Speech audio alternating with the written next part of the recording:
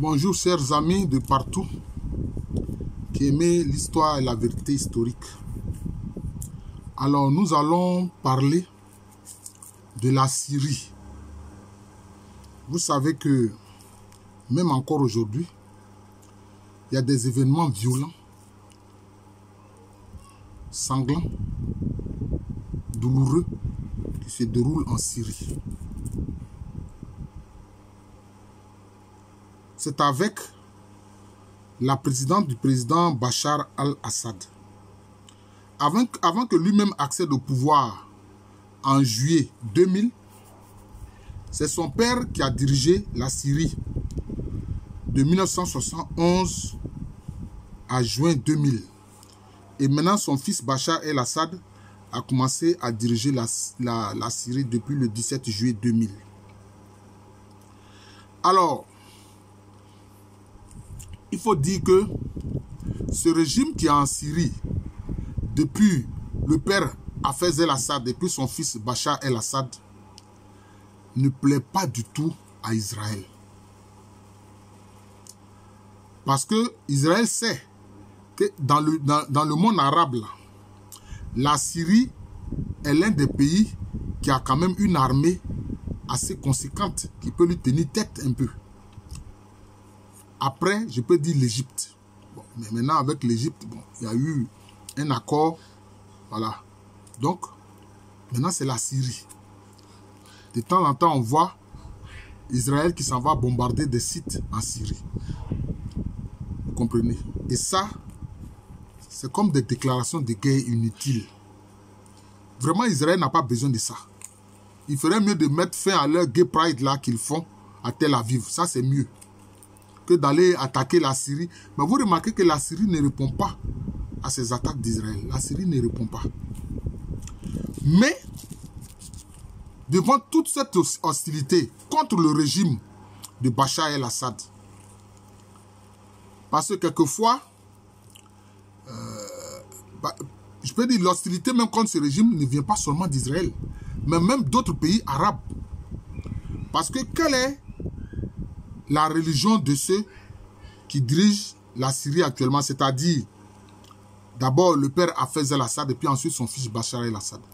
Eux, ils sont d'une minorité musulmane qui se trouve à l'intérieur de l'islam chiite, qu'on appelle alaouite. Ce sont des alaouites, c'est-à-dire que c'est une secte à l'intérieur de l'islam chiite qu'on appelle les alaouites. Hafez el-Assad et son fils Bachar el-Assad sont des alaouites.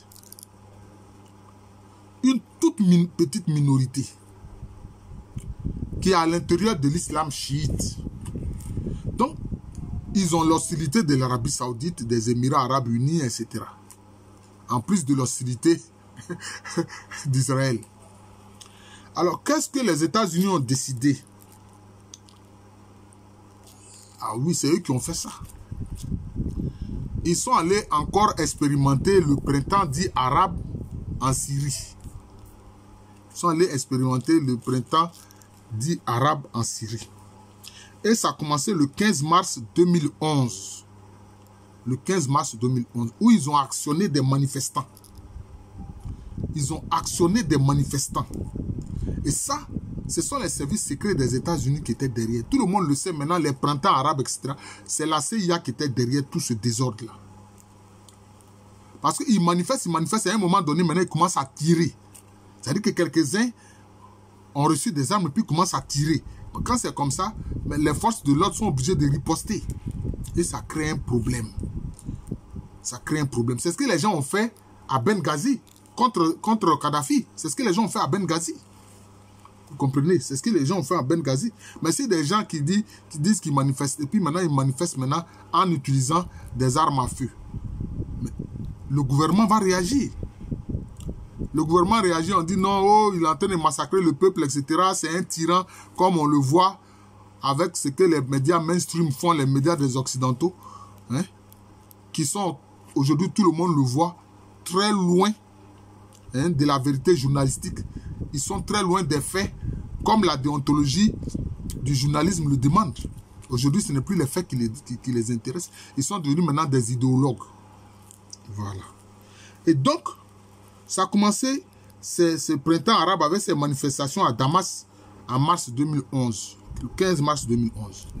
Le gouvernement a réagi. Maintenant, qu'est-ce qui s'est passé quand le gouvernement a réagi? Qu'est-ce qu'on voit maintenant? C'est Al-Qaïda qui est derrière. Actionné par qui? Toujours par les secrets, par les services secrets américains, par la CIA. Al-Qaïda qu'ils ont présenté comme leur ennemi, là, que les États-Unis ont présenté comme leur ennemi. Là. Parce qu'ils disent qu'ils sont derrière les attentats du 11 septembre. Mais qu'est-ce qu'ils font? Maintenant, ils utilisent Al-Qaïda pour attaquer le gouvernement de Bachar el-Assad. Vous comprenez? C'est malheureux. Et là-bas maintenant, en Syrie, quel est le nom que Al-Qaïda prend? C'est Al-Nosra. Ils ont appelé le front Al-Nosra. Avec à l'intérieur aussi des éléments de l'État islamique. À l'intérieur des éléments de l'État islamique. Mais ça n'a pas suffi. Maintenant, eux-mêmes, ils ont envoyé maintenant des unités spéciales. Ils tenaient tellement à faire tomber le gouvernement de Bachar el-Assad. Ils ont envoyé des unités spéciales. Des forces françaises, des forces britanniques, des forces américaines. Eux-mêmes, ils étaient sur le terrain. Vous voyez? C'est ce qui s'est passé. Et pour affaiblir, bien sûr, le gouvernement syrien, on a vu les Kurdes aussi, on a armé les Kurdes qui étaient censés combattre les djihadistes d'Al-Qaïda ou bien de l'État islamique. Mais là encore, qu'est-ce qui s'est passé? Puisque ces Kurdes-là, le gouvernement turc les considère comme des terroristes. Donc, le gouvernement turc a envoyé son armée en Syrie pour faire la guerre aux Kurdes. Pour faire la guerre aux Kurdes. Parce que les Kurdes veulent un Kurdistan autonome, pour ne pas dire indépendant. Or, le Kurdistan, les zones où sont les Kurdes, ça s'étend sur plusieurs pays, sur la Syrie, sur l'Irak, sur l'Iran et puis sur la Turquie. Les Kurdes sont installés dans 4 pays. Syrie, Irak, Iran, Turquie. Et ceux qui sont en Turquie, aussi, veulent une large autonomie, ce que refuse le gouvernement actuel de Erdogan. Donc lui aussi, il a envoyé ses troupes en Syrie. Mais, quand les forces spéciales des Occidentaux se sont impliquées, le régime de Bachar el-Assad risquait de tomber. Rapidement, il a conclu un accord de défense avec la Russie. Avec la Russie. Parce que les Russes se sont dit, ça suffit comme ça. On ne va pas laisser ces Occidentaux-là s'aimer le désordre et faire tomber des gouvernements comme ils le font. Voilà. C'est cela. Ils l'ont fait en Afghanistan, ils l'ont fait en Irak, ils l'ont fait en Libye. Cette fois-ci, on ne va pas les laisser faire. Nous-mêmes aussi, on sera sur le terrain. C'est ainsi que la Russie aussi était sur le terrain à travers le groupe militaire Wagner, hein, qui sont diabolisés par les médias européens. Mais c'est aussi... Mais écoutez, c'est une armée privée. Mais la Russie ne fait rien sans prudence. C'est une armée privée, mais qui est sous le contrôle strict du gouvernement russe. Avec les événements dernièrement en Ukraine, on s'est rendu compte comment est-ce que Prigojine, celui qui gérait le groupe Wagner, en fait, qui à l'origine s'appelle Sewa Security. Bon voilà, maintenant il a allé même rencontrer Poutine et puis faire allégeance pour dire aux Occidentaux là, ce qui s'est passé là, où j'ai fait semblant de faire un coup d'état là, c'était pour vous tromper. C'était une ruse, c'est une ruse. Bon, il y a un mot qu'ils utilisent en langue russe, je ne sais pas si c'est Mashkirovka ou je ne sais pas quoi, mais c'est une ruse. Et la ruse est utilisée dans la guerre. Vous voyez? Et ces troupes Wagner en Syrie, ah non, ils ont fait un travail fantastique.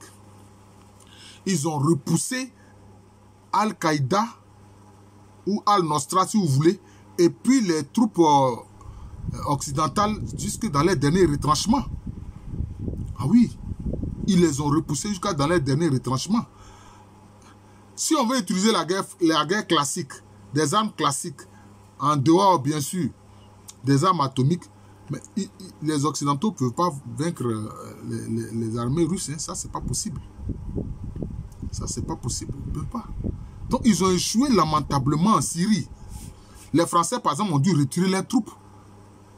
Les Français ont dû retirer les troupes. Les Anglais aussi ont retiré les troupes. Ce sont les États-Unis qui sont encore dans certaines poches de la Syrie où ils contrôlent des zones d'exploitation du pétrole et du gaz. Et quand les gens attirent leur attention pour dire, mais vous occupez illégalement le territoire syrien et puis vous exploitez leur gaz et leur pétrole. Mais c'est du vol. C'est du vol. Comment les dirigeants des États-Unis peuvent se permettre des choses aussi honteuses à la face de leurs citoyens et puis à la face du monde. Vous savez ce que les dirigeants des États-Unis ont répondu? Ils ont répondu que si eux, ils ne sont pas là-bas, là, c'est Al-Qaïda et puis l'État islamique qui vont exploiter ce pétrole-là. Et que cela va leur rapporter des milliards. Mais on a vu, en Irak, ils ont eu à contrôler des zones de pétrole. Et en Syrie aussi d'ailleurs. Et ils gagnaient combien? 5 millions de dollars par jour. Une organisation terroriste qui gagnait 5 millions de dollars par jour. Et le pétrole qu'ils exploitaient là était vendu moins cher par rapport au prix du marché international. Et ça passait par où? Ça passait par la Turquie. Ça passait par la Turquie. Mais comment vous pouvez prétendre combattre les terroristes quand vous nourrissez la bête? Y compris Erdogan. Il a voulu nier. Alors que tous les satellites, on voit que les camions qui transportent le pétrole là, c'est par le territoire turc que ça passe. C'est par le territoire turc que ça passe. Tout se passe comme si maintenant les hommes politiques même ils mettent de côté la moralité. C'est-à-dire qu'il n'y a plus de moralité. C'est pas sérieux. Toi tu dis que tu combats les Kurdes parce qu'ils sont terroristes. Mais toi tu favorises des terroristes en les enrichissant et en vendant leur pétrole. D'ailleurs, quand ils prennent ça là, ils payent et puis eux-mêmes ils revendent encore beaucoup plus cher. Ça ne fait pas sérieux. Ça ne fait pas sérieux. Et donc, et puis après à un moment donné, ils ont prétendu que le gouvernement syrien a utilisé l'arme chimique. Ils ont prétendu que le gouvernement syrien a utilisé l'arme chimique. D'ailleurs, on avait vu Obama faire une déclaration pour dire que ça, c'est la ligne rouge. C'est la ligne rouge. Que si le gouvernement de Bachar el-Assad utilise l'arme chimique, là, eux, il va bombarder sans distinction. Mais les Russes étaient sur le terrain. Et on a vu le président de la Fédération de Russie négocier avec Obama pour lui dire, écoute, calme-toi, je vais régler cette affaire. Mais on ne sait pas. Ces enfants qu'on a montrés comme étant victimes de l'arme chimique, on ne sait pas qui a fait ça. On n'a même pas mené d'enquête, on ne sait pas qui a fait ça. Est-ce que c'est Al-Qaïda qui a fait ça? Hein? Est-ce que c'est le gouvernement syrien de Bachar el-Assad qui a effectivement fait ça? On ne sait pas. Et là, curieusement, l'ONU n'a pas envoyé des enquêteurs pour qu'on sache qui a fait ça. Mais tout de suite, on a accusé le gouvernement du président Bachar el-Assad. Voilà le problème. Voilà le problème. Et aujourd'hui, ceux qui le combattent, mis à part les Américains qui sont en train d'exploiter frauduleusement le pétrole et le gaz syrien dans une poche du pays, hein? Les rebelles armés, là, les gens de Al-Qaïda ou Al-Nosra, si vous voulez, là, ils sont dans la zone d'Alep. Ils sont dans la zone d'Alep. Ils sont réduits dans la zone d'Alep où ils ne peuvent pas faire grand-chose contre le gouvernement. Donc le gouvernement s'est consolidé. Bachar el-Assad a organisé à nouveau des élections qu'il a gagnées. il a organisé, il dit, vous voulez les élections, non? Il a organisé les élections, il dit, il a gagné. Il a gagné, voilà, il est président. Mais maintenant, que font maintenant ces frères arabes, la Ligue arabe? Mais récemment, hein, ils l'ont reçu dans la Ligue arabe. Quand la Ligue arabe s'est réunie, ils ont reçu Bachar el-Assad. Ce qu'ils ont refusé de faire depuis 2011. Ce qu'ils ont refusé de faire depuis 2011. Nous sommes en 2023 maintenant. Ah, curieusement, Bachar el-Assad, il est fréquentable. il est fréquentable maintenant. D'accord. Donc, il a participé à la récente réunion de choses de la Ligue arabe. Vous voyez. Parce que ces pays arabes se rendent compte que bon, il ne faut pas être complice des Occidentaux, notamment des États-Unis, qui sèment des guerres hors de leur territoire, qui causent les souffrances des peuples. Voilà. Voilà. C'est d'ailleurs sans doute ce qui explique par la médiation de la Chine, le rapprochement entre l'Arabie Saoudite et puis l'Iran. Vous êtes des pays musulmans. Arrangez-vous.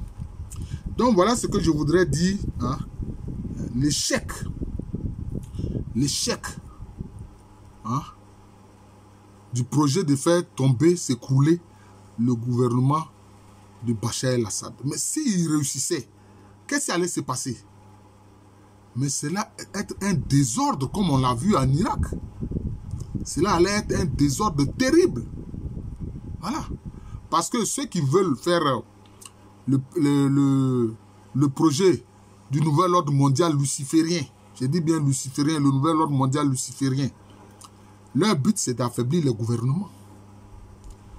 Puisqu'ils veulent installer un gouvernement unique pour tout le globe terrestre. Donc, pour eux, ça les arrange d'affaiblir les gouvernements. Ils ne veulent pas de gouvernement fort, nationaliste, souverainiste. En tout cas, par la présence de Wagner, par la présence des Russes, militairement aux côtés de Bachar el-Assad, ils ont échoué lamentablement en Syrie. Ils ont échoué lamentablement en Syrie. Voilà. Tout ce qu'ils gagnent, c'est qu'il y a une petite poche de territoire en Syrie où les États-Unis sont en train d'exploiter indûment les hydrocarbures de la Syrie. Et ça, on appelle ça comment? Voler. C'est voler. Voilà. C'est comme ça, quand les Nigériens, quand ils parlent, ils disent voler. Voilà. C'est malheureux. Comment des pays se veulent démocrates peuvent faire de telles choses. C'est une honte. Alors, je vous remercie. Je suis le professeur Alou Kwame René, professeur titulaire d'histoire à l'université Félix Houphouët-Boigny, université qui est à Abidjan, c'est à Cocody, c'est en Côte d'Ivoire, un pays situé en Afrique de l'Ouest. Il faut avoir une lecture critique des événements mondiaux. Il ne faut pas seulement se contenter. Vous pouvez regarder les médias, bien sûr, moi je les regarde, je les écoute, mais c'est pour analyser. Et souvent, c'est ce que je dis à mes étudiants. C'est-à-dire, vous êtes des étudiants en histoire, utilisez la critique interne et la critique externe. Ne rejetez pas les informations, même quand c'est des mensonges. Vous les critiquez, et puis maintenant, vous verrez là où est la vérité. Voilà. Alors, comme je l'ai dit, j'enseigne à l'université Félix Houphouët-Boigny, université qui est à Abidjan, c'est à Cocody, c'est en Côte d'Ivoire, un pays situé en Afrique de l'Ouest.